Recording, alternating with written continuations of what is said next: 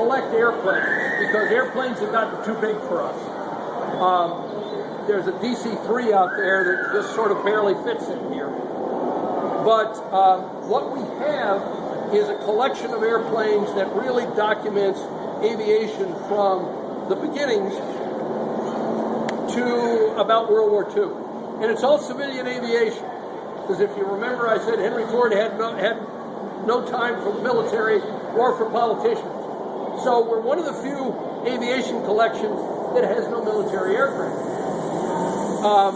Most of the planes are original. A couple of them are replicas. This is one replica. This is a replica of the 1903 Wright Flyer. This plane was actually used in the 2003 centennial of the Wright brothers. It was at Kitty Hawk. They had a big celebration on the day that the anniversary, the 100th anniversary of the Wright's flight. The weather did not cooperate, and they sort of got the plane off the ground, but it didn't go very far. The plane is flyable, however. They had flown it prior to that. One of the things I found out is that original Wright aircraft was just barely flyable. It was extremely hard to control. You actually needed a high wind to get it off the ground. But once you got it up in the air, it tended to do this. And after a while, you either went up and it stalled and it pancaked in, or if you were on the downward cycle, it nosed in. And it took the Wrights 2 more years of working actually in Dayton to turn that into a genuinely controllable airplane. You may have also noticed that there's a Wright Flyer replica out there in the IMAX lobby that you walked under. Why would we have two, you ask? When we did this exhibit, we were going to open it in 2003, we wanted a Wright Flyer replica. We contacted a guy in Florida that we knew, that we worked with, who had made a replica, a flyable replica, for the 75th anniversary. We bought that airplane from him and installed it in the exhibit. That was early in 2003. After the December 2003 event with the Wright Flyer, with the Wright Centennial, the 100th anniversary, turns out that Ford Motor Company had been one of the sponsors of that event. And while we are not part of Ford Motor Company, we have no legal connection with Ford Motor Company, we have, you might say, a special relationship with Ford Motor Company. And Ford came to us and they said, this wonderful Wright Flyer that was at Kitty Hawk, we want to give that to you.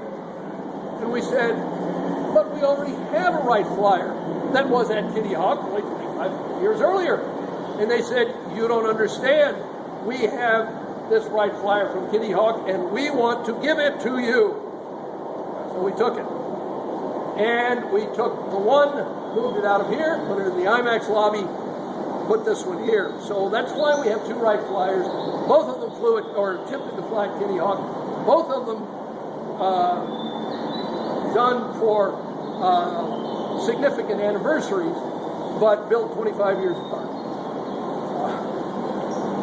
We've got, and I won't go through all of it, but I'll give you an indication. What we tried to do here is talk about what people were doing with the airplane in that first era up to World War II. It seems odd, you say, well, why did people need to figure out what to do with the airplane? The fact is, you look at this thing, or some of the very early 1 or 2 man airplanes, you say, what can I do with them? They're wonderful inventions, they're not really practical for a whole lot. Eventually, of course, one of the first uses through which they were put was warfare.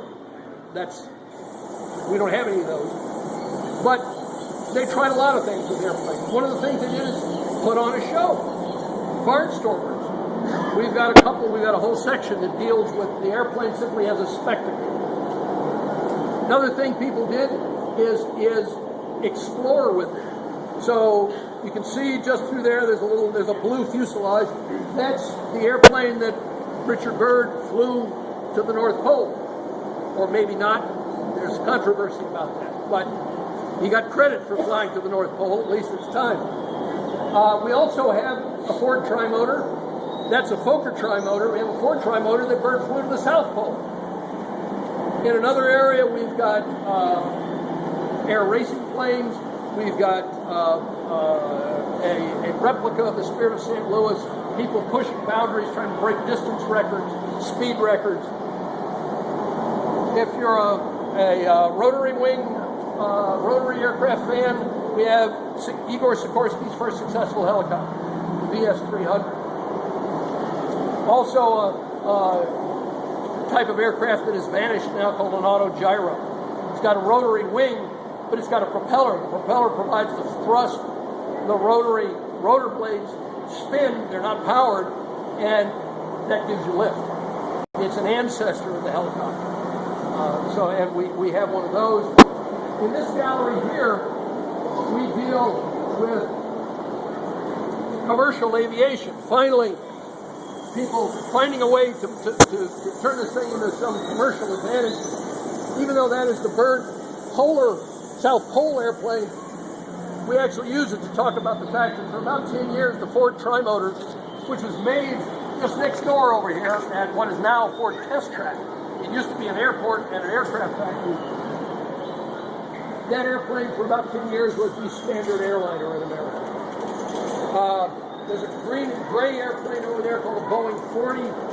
Only 2 of those survive in the world. The other one is at the Museum of Science and Industry in Chicago. That was a very early, very successful airmail plane that also carried 2 passengers. The passengers rode in this little compartment sandwiched between the gas tanks and the mail. So if you nosed in, you were pretty well finished.